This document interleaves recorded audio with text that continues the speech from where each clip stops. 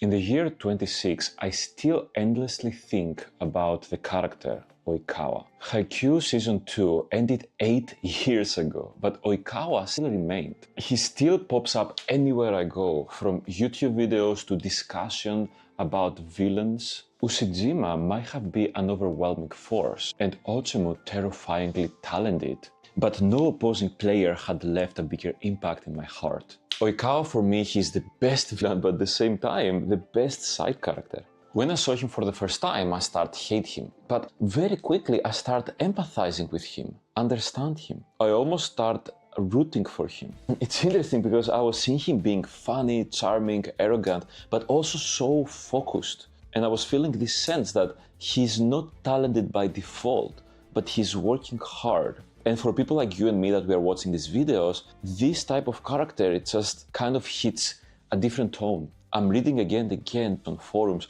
trying to understand the depth of his character and how they were able to create this masterpiece, but still it tends to not be enough. And that's why I wanted to create this video in order to share my thoughts and why I feel that Oikawa is one of the best characters ever created. My name is Milo, and what we are focusing on this channel is to understand the mindset that makes someone great through our favorite anime shows. This is a part of a series that you can find down on the description. We have 10 unbelievable videos that will create the cornerstone of your mindset for your life. Also, if it makes sense for you, subscribe and like this video, because the algorithm is brutal and this is the only way to help more people and spread this message. I want us to start breaking down what is the type of intensity that you can bring in your life and what we can start learning from Oikawa. The first and most interesting part for me is the intensity to the craft. You will see that Oikawa doesn't just sit around. He's using every available moment. So even though in theory, Karasuno is not really a threat for him,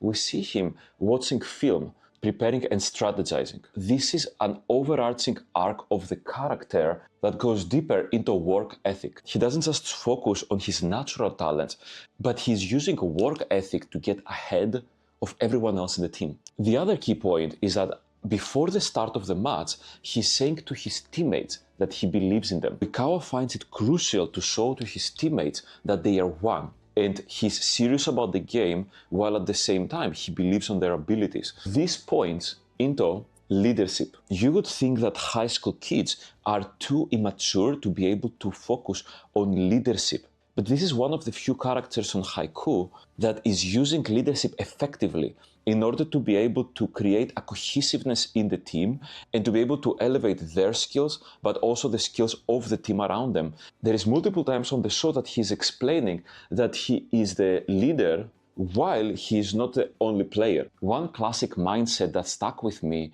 was that it's all about the best group of 6 that will win. He wasn't seeing himself against Karasuno, he was seeing holistically his team against Karasuno. And what we see is that even though he is playing with worse players than other teams, he's able to bring them double or triple their abilities because of his leadership style. Also, we see very early that he's actually free. We see him messing around and having fun and not being super serious. This is a characteristic of a very powerful player, when they are able to just have fun and not constantly being so serious about every little thing. We see again and again, sometimes on the show, talking about that the most powerful players are also the most free ones and the ones that can actually have fun. And this is a very important lesson for your life, that joy and having fun during your day, while at the same time being a great leader towards your team, and be always prepared and having the right work ethic,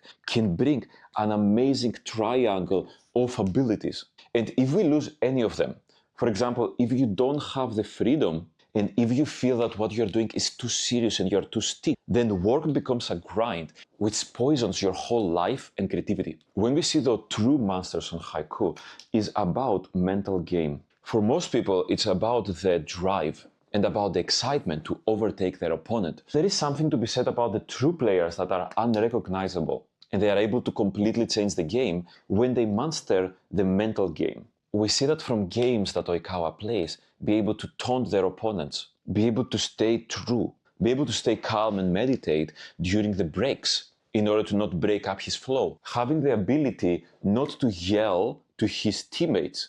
So here is the leadership again. when they were losing and when they were behind, he wasn't yelling to his teammates, but he was trying to extract the best out of them and be working with them.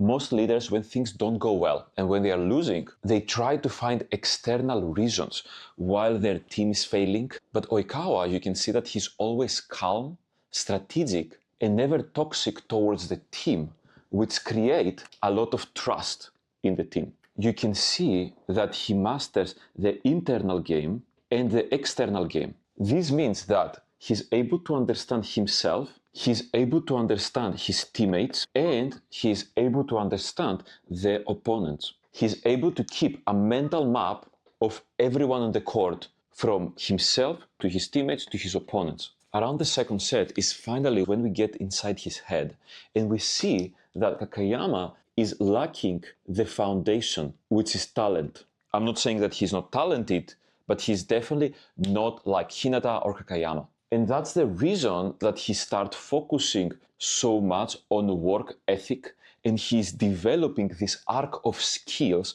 in order to be able to overcome the talent with the team, his freedom of play, mental game, and the preparation/strategy. This is exceptionally important for you and me, because like most people, I predict that you weren't born with an extraordinary skill, at least on the area that you want to excel right now. But this shows you that you don't have to have an extraordinary skill in order for you to be a true monster and in order for you to be able to dominate your opponents. Through these 4 principles, you are able to do everything that you ever imagined without you having to worry if you have a God-given talent. The final component that is very important for you to understand is grit. We see from the backstory of Oikawa that he is faced with so many hardships, from him not having the ultimate skill, to be losing for years to Ushijima, to then coming Kageyama that he's so much more talented than him. Woo! That's my fucking favorite part, guys.